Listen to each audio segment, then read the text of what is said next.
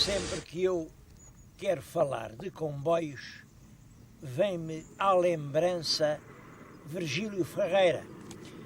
Virgílio Ferreira, por causa deste livro, A Manhã Submersa. É um dos livros primeiros que ele publicou, mas suponho que é este livro que explica principalmente o seu extraordinário êxito nas letras portuguesas. É porque o livro começa realmente com a passagem do comboio. Ele está numa pequena estação de província e bruscamente, entre dois grandes penhascos, o comboio rompeu enfim como um rancor subterrâneo, alucinado de ferros e fumarada. E eu tive medo de partir. Virgílio Ferreira partia para a sua primeira grande viagem. A razão por que este livro me impressionou tanto nessa altura é porque ele faz a viagem no comboio até que vai parar diante da fachada lúgubre para ele, do seminário onde iria iniciar os seus estudos. E nesse seminário, é que pouco depois deixou de ser seminário, ficou uma casa vazia, os meus pais precisavam de uma casa para dar férias aos filhos e foi aí, nesse mesmo casarão, que eu, os meus irmãos, passámos os momentos mais inesquecíveis da minha vida. Devo-lhes dizer que conheci Virgílio Ferreira e queria neste momento prestar a minha homenagem a Virgílio Ferreira. Ele morreu já o ano passado, foi um dos mais ilustres escritores portugueses do nosso século. Era um homem que escrevia realmente muito bem e tinha um estranho condão. Ele recobria com uma espécie de patine de uma tristeza elegíaca as coisas mais cotidianas e mais banais da nossa vida. Fazer das coisas banais páginas que se não esquecem é o dom dos grandes escritores.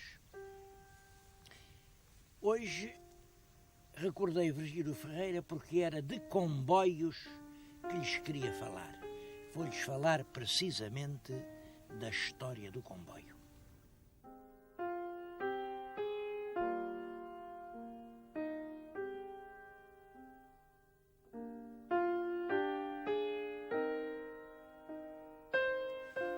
Eu gostava um dia de poder contar a história do comboio. Bom, e naturalmente o sítio ótimo para contar uma história do comboio em Portugal seria o Museu do Comboio em Portugal. Infelizmente, não há.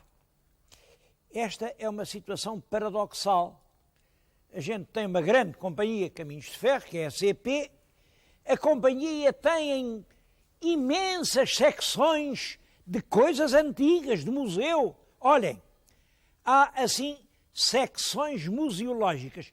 Secções museológicas é como quem diz uma fatia de museu. Há em Valença, há em Braga, há no Lousado, há no Arco de Baúlho, em Chaves, em Bragança, na Massinhata do Voga, em Lagos, em Estremoz, em toda a parte, bocados de museu.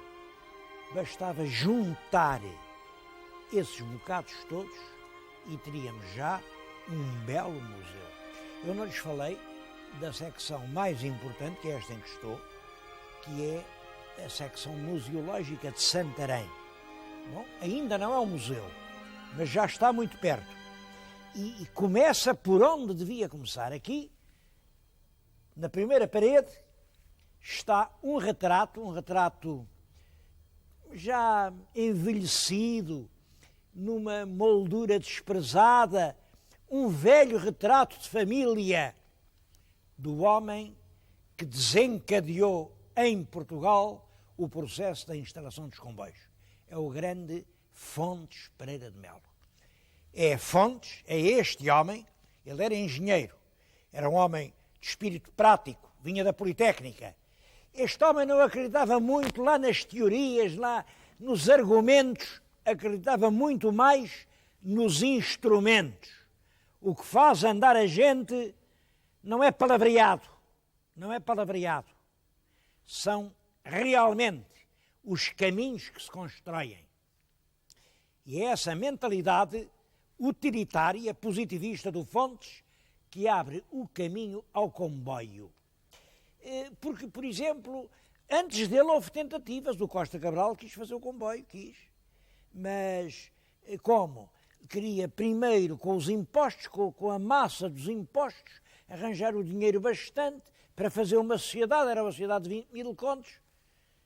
Senhor, os impostos não chegavam nem para pagar as despesas correntes. Como é que ele havia de fazer o comboio? E veio Fontes e diz, não, quem é que vai tirar os proveitos do comboio? São as gerações que virão depois de nós. E quem goza é quem tem de pagar. Portanto, a gente para o comboio vai pedir dinheiro emprestado. Vamos por essa Europa que é rica, vamos a Londres, vamos a Paris, vamos arranjar empréstimos, fazemos o comboio e o futuro pagará. Isso tornou possível que realmente rapidamente esta decisão é tomada em 1851, depois da regeneração. Em 56, ainda foram precisos 5 anos, o primeiro troço de comboio chega até ao Carregado, como vêem, enfim, são 30 quilómetros, também não foi muito. Mas pouco depois, nessa década de 50, de 60, o comboio chega às principais regiões do país. Esta secção aqui de Santarém tem muitas coisas comoventes. Eu venho encontrar aqui lembranças da minha infância, quando eu ia para a Beira Baixa com o comboio, pouca terra. Lembro-me de coisas que ficaram na minha memória. Olha, por exemplo, isto. As pessoas da minha idade ainda se lembram disto. Isto era o toque que o capataz da manobra dava para o chefe da estação saber que estava tudo pronto. Aí o chefe tinha um grande boné e tinha um apito. O apito era este. Não é? Ficava nisto. Apito pequeno. Ele apitava, fazia uns trinados com isto. Vamos ver se isto ainda apita. Era isto.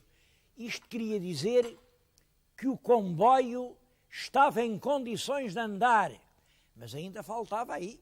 Era o condutor do comboio que dava ordem ao maquinista com uma coisa mais pequena. Era esta. Depois do apito, não sei se se lembra, eu lembro naquelas noites, nas sarnadas, quando o comboio ia ali já a subir as ladeiras da Beira Baixa, ouvia-se ainda um terceiro toque, e pouco depois deste, segundos depois deste, que era o toque do condutor ao maquinista, o comboio começava a resfolgar, e lá ia entrando na minha terra. Imagino a emoção, essa emoção que era, depois de longas horas de comboio, a gente chegar, enfim, à nossa terra.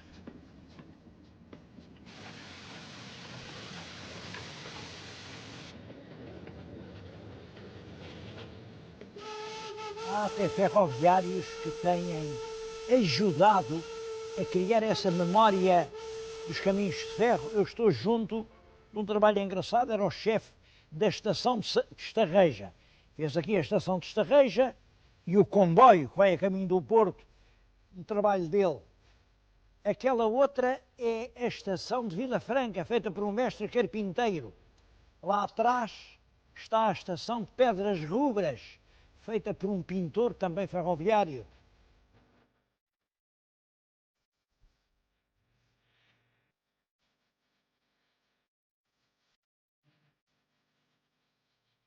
Mas no museu há peças muito importantes.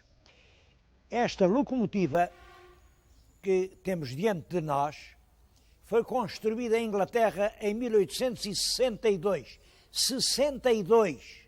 É, portanto, dos tempos heroicos do comboio, pois esta máquina já dava 80 km hora. Era considerado nessa altura uma velocidade vertiginosa.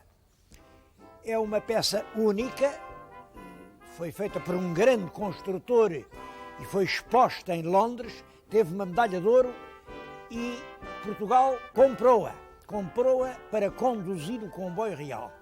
Eu suponho, não tenho a certeza, mas suponho que é esta a mais antiga locomotiva que hoje existe em Portugal, porque outras, as que rebocaram, por exemplo, o primeiro comboio do carregado, já não existem. Esta locomotiva, até 1910, esteve ao serviço realmente do comboio dos Reis, depois passou para a linha do Sul e Sueste, aí isso tem escrito Caminhos de Ferro do Sul, e hoje guarda-se aqui, neste museu, como uma peça realmente de um grande valor. O que há de surpreendente na história dos caminhos de ferro é a rapidez extraordinária com que foi possível fazer o equipamento do país. Começou, como lhes disse, em 54, pois em 1900, passados menos de 50 anos, havia 2.371 km de linha a funcionar. De então para cá, enfim, a linha não aumentou muito. Ela chegou a 3.600 km, depois uma grande parte deixou de ser explorada, está agora outra vez em 2.600. Agora, os números da exploração é que são impressionantes. Em 1900, andaram de comboio em Portugal 12 milhões de pessoas. O ano passado, 177 milhões. Reparem, de 12 para 177. É realmente um aumento enorme. Em 1900 foram transportados 2,7 toneladas. O ano passado, 11 milhões de toneladas de mercadorias. Bom, eu acho que estes simples números, 11 milhões de toneladas significa 30.000 toneladas por dia. 30.000 toneladas por dia. Representa a enorme importância que o comboio continua a ter.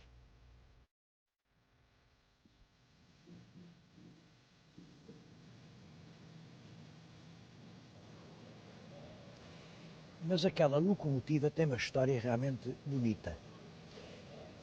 Acontece que quando o nosso rei Dom Luís casou com a rainha Dona Maria Pia, filha do rei de Saboia, o pai ofereceu à filha uma lindíssima carruagem.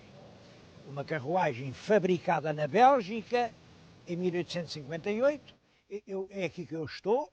Reparem, tudo isto é precioso, é bordada a matiz no teto, toda forrada a veludo. Esta carruagem veio para Portugal, veio de navio, naturalmente, não podia vir de outra maneira, e aí o nosso rei sentiu-se, de certo modo, assim em brios, com uma carruagem tão bonita, que locomotiva é que a ia puxar? Então mandou comprar na exposição de Londres a mais linda locomotiva que lá estivesse. É essa a história deste comboio. Reparem que a carruagem, vista por fora, parecem 3 berlindas ainda.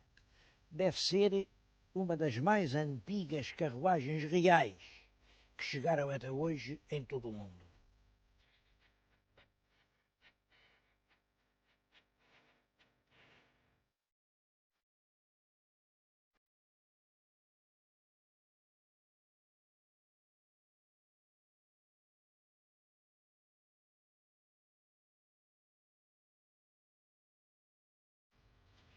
Estes documentos de que lhes falei estão aqui na secção museográfica de Santarém.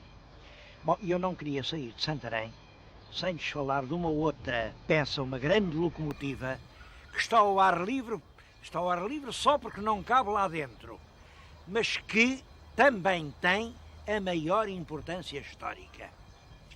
é uma locomotiva alemã que faz parte das locomotivas que os alemães nos entregaram a título de reparações.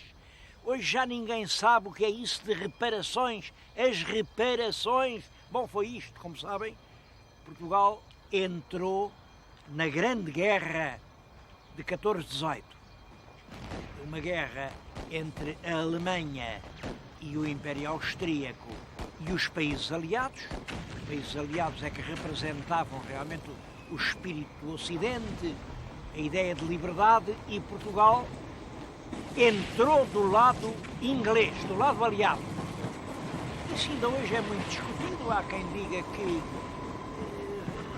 foi realmente inútil, há quem diga que teve utilidade porque nos permitiu salvar as colónias. Bom, não vou entrar nisso, mas talvez isso um dia dê um bom programa. A gente devia ou não devia entrar na guerra. Agora, é certo que diz, não ganhamos nada com isso. Bom, não foi bem assim. Depois, na Conferência de Paz, os alemães, que ficaram vencidos, obrigaram-se a pagar indenizações, dizia-se reparações, aos países com os quais tinham estado em guerra. E as reparações entregues a Portugal foram em grande parte constituídas por material ferroviário. Muitas locomotivas, algumas carruagens. Bom, de tudo isso resta hoje este monumento que está na nossa frente. Uma grande locomotiva que já, para a época, representava um enorme avanço. É tudo quanto nos ficou daquilo que ganhámos na Grande Guerra.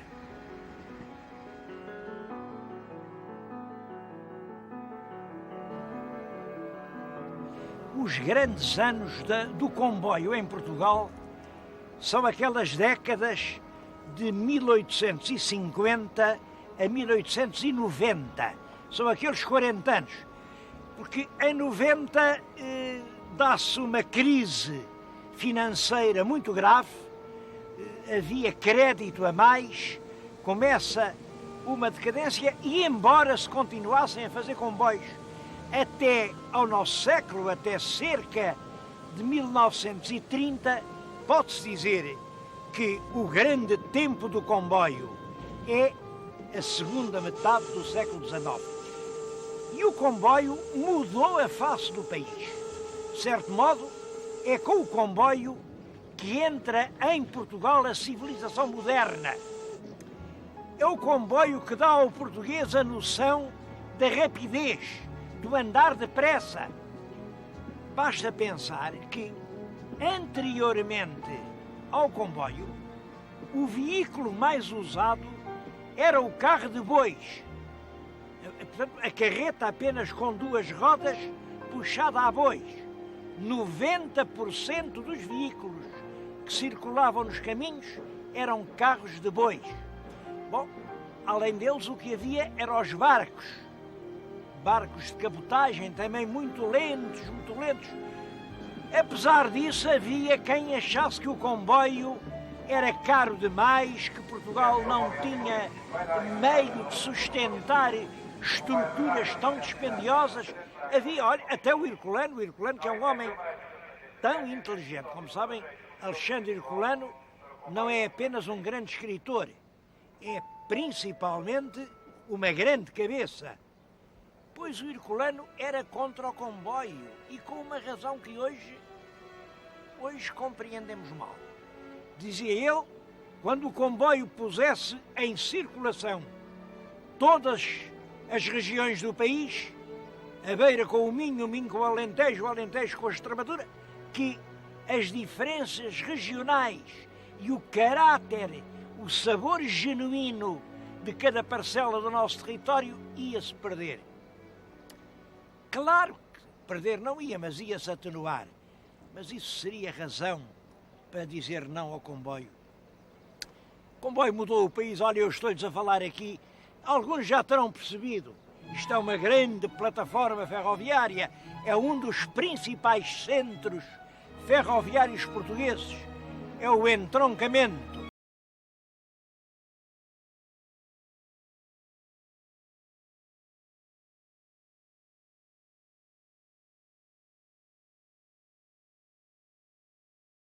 Esta cidade, antes do comboio, não era nem vila, nem aldeia, nem coisa nenhuma.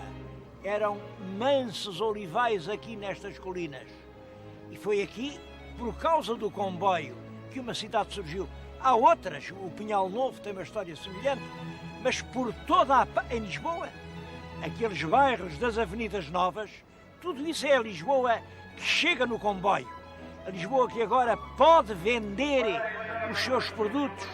A Lisboa que já... Enfim, o pequeno proprietário que vende o seu vinho, vende o seu trigo, vende o seu azeite e pode mandar o rapaz estudar a Coimbra.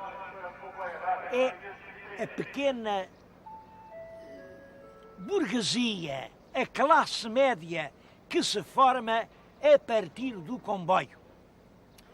O comboio tem depois, como sabem, uma época de declínio. É quando começa a ter de concorrer com um outro meio igualmente importante. Isso vai começar, eu ainda me lembro, ali na década de 1930, 40. É a caminhonete que chega a toda a parte. Caminhonete de carga, agora já tem estradas de macadã, chega às aldeias, carrega, traz às cidades.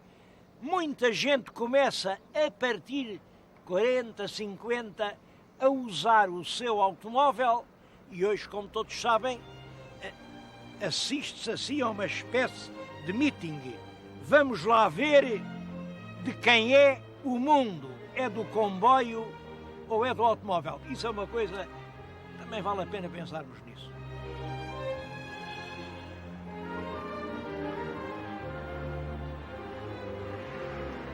Sempre que há duas soluções em alternativa, as pessoas perguntam qual é melhor? É este ou é aquele? É o automóvel ou é o comboio? Bom, eu penso que há lugar para o comboio, para o automóvel. Reparem, eles estão todos a ir para o mesmo sítio. Claro que cada um tem as suas características. Eu acho que o comboio é mais cómodo, descansa mais, tem menos acidentes, sobretudo é menos poluente, não há um automóvel, não há um comboiozinho à porta de cada pessoa, não há. Tudo isso são vantagens. Mas o automóvel também tem as suas vantagens. Ora, reparem, aqui dentro, quem manda sou eu. Vou à velocidade que quiser, faço o que entender, uso a música mais do meu gosto. Bom, e há um outro aspecto que é muito importante.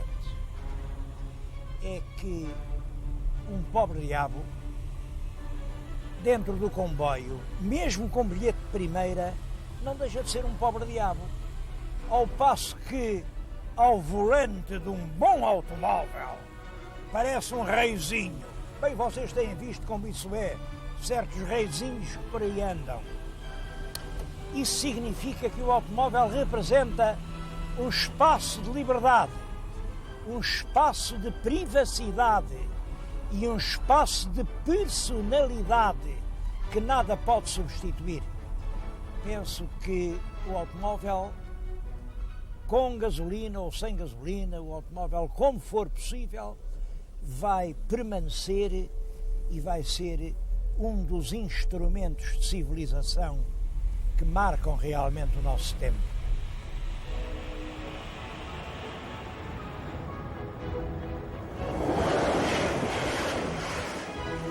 E o futuro?